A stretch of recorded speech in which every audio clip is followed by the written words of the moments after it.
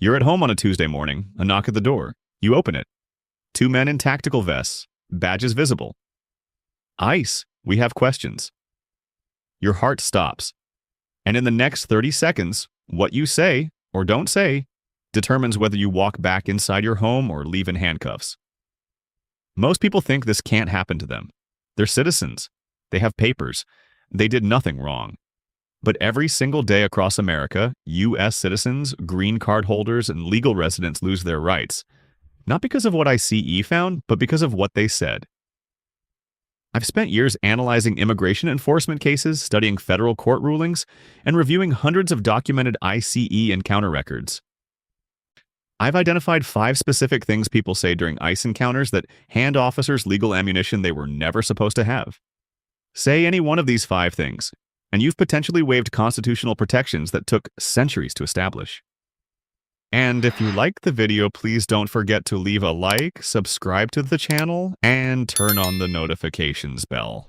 This is educational content only. For specific legal guidance, consult a licensed immigration attorney in your jurisdiction. Today, I'm breaking down exactly what never to say to ICE, why each statement destroys your legal position, and the exact phrases that protect you instead. These apply whether you're a citizen, a permanent resident, a visa holder, or undocumented. The Constitution doesn't ask for your papers before it protects you. Let's start with the most dangerous mistake of all. Mistake 1. Answering, "Where were you born?" The mistake. ICE knocks. You answer the door. The officer looks at you and asks, casually, almost friendly, "Where were you born?" Seems harmless. You were born in Chicago. You say Chicago, done. Except you just handed ICE the first brick they needed to build a case, or detain someone standing right next to you. The scenario. You're home with your spouse. ICE knocks. You open the door. Officer asks, "Where were you born?" You say Chicago. Your spouse, standing behind you, hesitates. That hesitation, combined with your voluntary cooperation, now creates what agents document as a consensual encounter. You participated. The encounter looks voluntary on their report. Everything that follows looks consensual too. Why people do it? Because it feels like the most innocent question in the world. You have nothing to hide. You were born here. Answering feels like the fastest way to end the interaction. People believe that cooperating immediately signals innocence. Legal reality. The Fourth Amendment protects all persons on U.S. soil, citizens and non-citizens alike, from unreasonable seizures. The Fifth Amendment protects all persons from being compelled to be witnesses against themselves. In INS versus Delgado, 1984, the Supreme Court addressed the distinction between consensual encounters and seizures, ruling that officers can approach individuals and ask questions. But individuals retain the right not to answer. Every answer you voluntarily provide during an ICE encounter is documented and can be used to build a civil immigration case or referred for criminal proceedings. You have no obligation to answer questions beyond what is legally required. And birthplace is not legally required. Evidence problem. ICE officers document encounters in real time. Written reports, body cameras, and partner corroboration all record your statements. When you answer, "Where were you born?" voluntarily, that answer becomes part of the official encounter record. There is no taking it back. Your voluntary statement is treated as consent to the nature of the encounter itself. Officer psychology. This question is specifically designed to feel low stakes. Officers are trained to begin with questions that seem purely administrative. Birthplace, name, how long you've lived here. Each answer relaxes you. Each answer makes the next question feel equally safe to answer. By question 4, you're fully engaged in an interrogation you never agreed to enter. The correct move. Here's line 1. Say it calmly, clearly, without aggression. I am exercising my right to remain silent. That's it. You don't explain where you were born. You don't say, "I'm a citizen," so you don't offer your passport unprompted. You invoke your right immediately and cleanly. If they follow up with any question, where are you from? How long have you lived here? What's your status? Your answer is the same. I am exercising my right to remain silent. Why it works. This immediately signals to the officer that the consensual encounter has limits. You haven't been rude. You haven't resisted. And if you like the video, please don't forget to leave a like, subscribe to the channel, and turn on the notifications bell. You've invoked a constitutional protection that applies to every person on American soil under the Fifth Amendment, affirmed repeatedly in federal courts as applying to immigration proceedings. Mistake 2. Opening the door. The mistake, ICE, knocks. You open the door. That single physical action, turning the handle, can be interpreted as consent to the encounter, and in some circumstances gives officers a direct line of sight into your home that they are legally permitted to act on. The scenario, ICE knocks. You open the door fully. An officer sees someone else in the hallway behind you. He now has plain view of the interior of your residence. Under the plain view doctrine, evidence or persons visible from a lawful vantage point can be acted upon without a warrant. You didn't invite them in, but you gave them the view. Why people do it? Because not opening the door feels extreme. Because people think refusing to open will provoke escalation. Because opening the door is the automatic human response to a knock. Almost nobody stands in their home and thinks about the legal implications of turning a door handle. Legal reality. The Fourth Amendment's strongest protection applies inside the home. In Payton v. New York, 1980, the Supreme Court ruled that absent a warrant or exigent circumstances, officers may not enter a home to make an arrest, even with probable cause. ICE is bound by this ruling. However, this protection begins to erode the moment you open the door. You are not required to open your door unless officers present a warrant signed by a federal judge, not an administrative warrant, which ICE frequently carries, but a judicial warrant bearing a judge's signature and your specific address. Administrative warrants issued by immigration authorities do not grant officers the legal right to enter your home. Evidence problem. The moment you open the door, the encounter shifts. Your body language, who is visible behind you, items in plain view, all of it becomes observable and documentable. What was protected by your walls is now potentially in plain sight. Officer psychology. Officers are trained to position themselves so that opening the door creates maximum visibility into the residence. They may also use language designed to make you feel legally compelled to open. We need to speak with you. Open the door, please. None of these phrases constitute a legal order to open your door unless accompanied by a judicially signed warrant. The correct move. Do not open the door, speak through the door, or through a window. Here is line 2. Do you have a judicial warrant? Please slide it under the door. If they have a judicial warrant signed by a federal judge with your name and address, you are legally required to comply. Ask to see it slid under the door first. Verify the judge's signature. And if you like the video, please don't forget to leave a like, subscribe to the channel, and turn on the notifications bell. Your name and your address. If they present only an administrative ICE warrant, Form I-200 or I-205, that document does not legally compel you to open your door under Payton v. New York. If they cannot produce a judicial warrant, I do not consent to entry. Remain calm, remain inside. You have broken no law. Mistake 3. Saying, I'm a U.S. citizen. Without stopping there. The mistake. You figure the fastest way to end this is to just prove you're a citizen. So you say, I'm a U.S. citizen. I was born here. I've lived here my whole life. My parents were born here. You can check. You've just said 6 sentences when you needed to say 0. The scenario. ICE is looking for a person matching a general description. You fit it loosely. You immediately begin volunteering biographical information to prove your innocence. Each detail you provide, birthplace, parents' origins, length of residency, is documented. Some of that information relates to other people. Some of it creates inconsistencies with other records. What began as you proving your innocence has created a documented profile useful to investigators. Why people do it? Because stating your citizenship feels like the logical solution. Citizens believe their status is a shield. And technically it is, but only if you let the legal process protect you.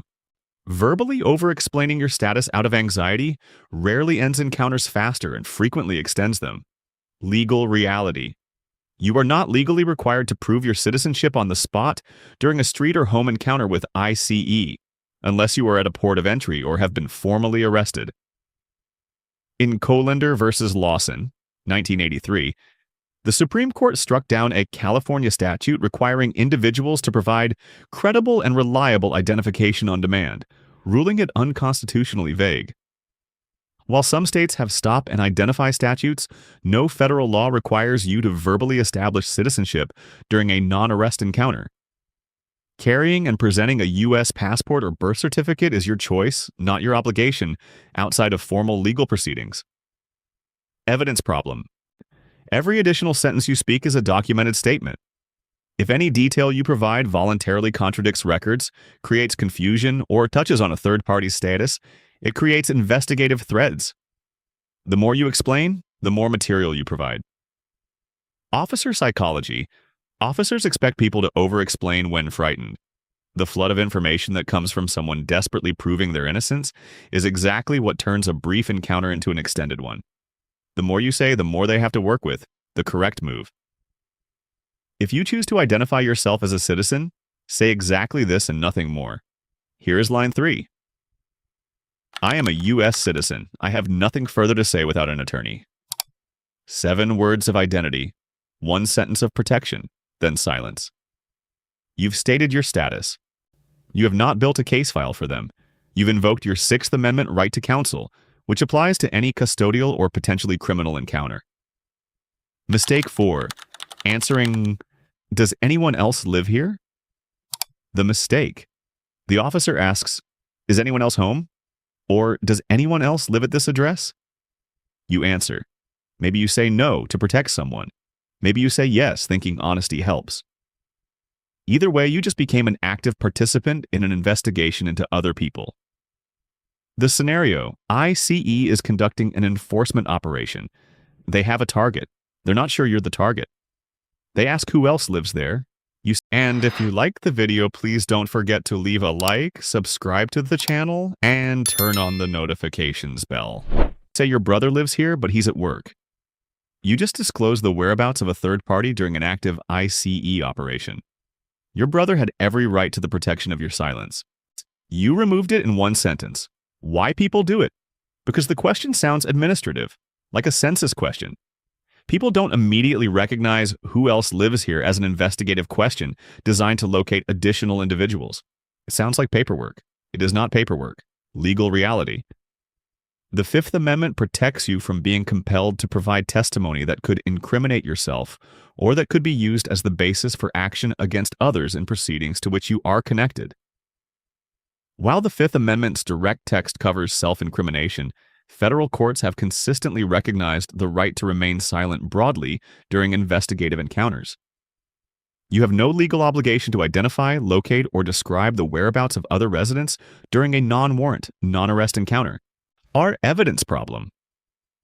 A documented statement that a specific person lives at a specific address and is currently at a specific location provides ICE with actionable intelligence.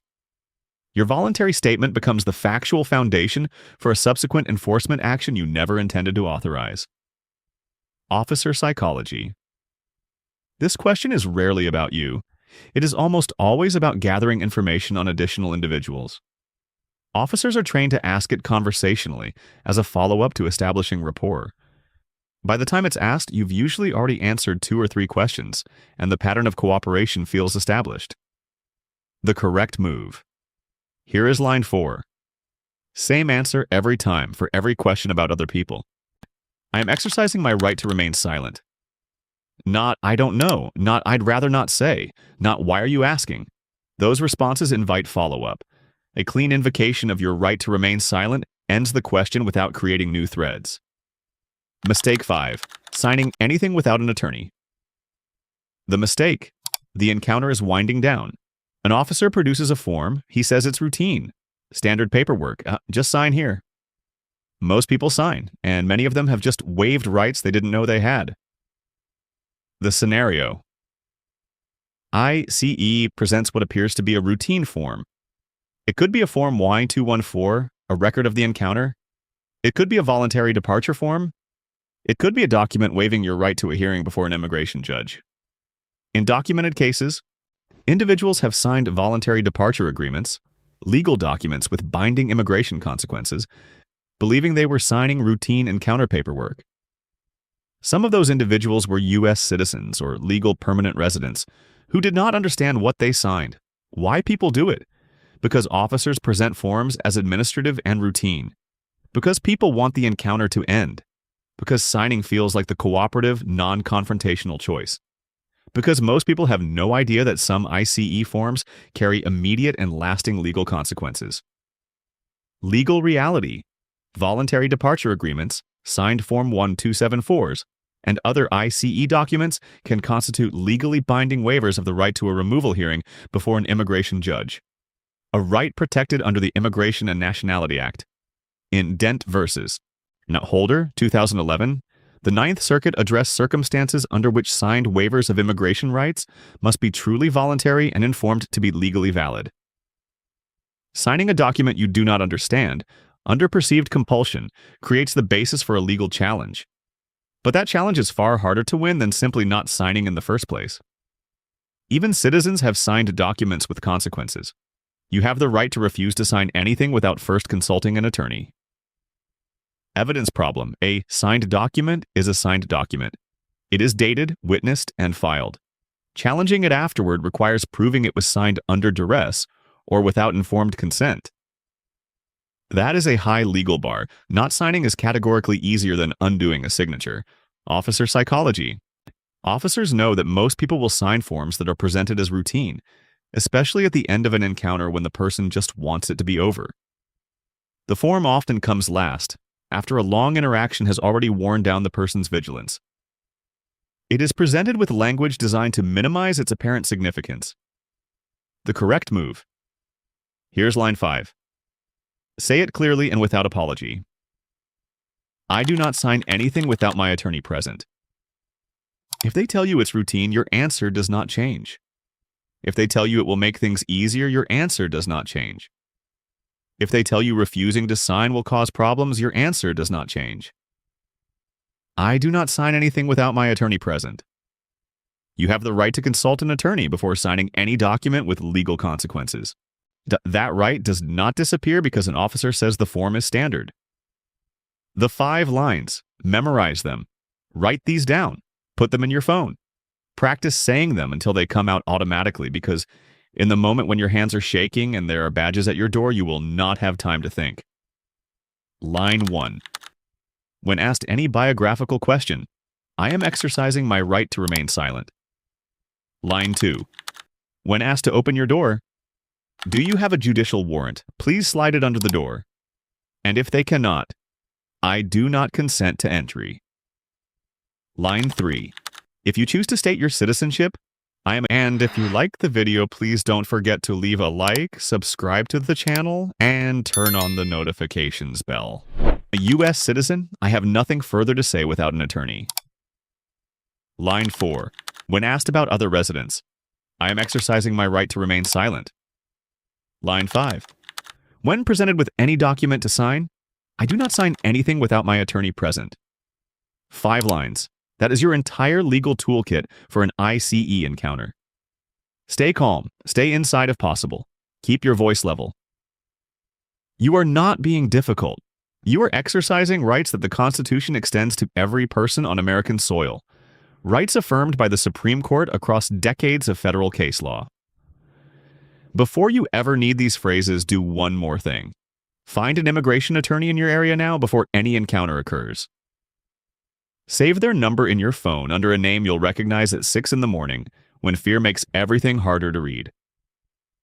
Organizations like the ACLU and the National Immigration Law Center also maintain legal resources and know your rights materials that are free and publicly available.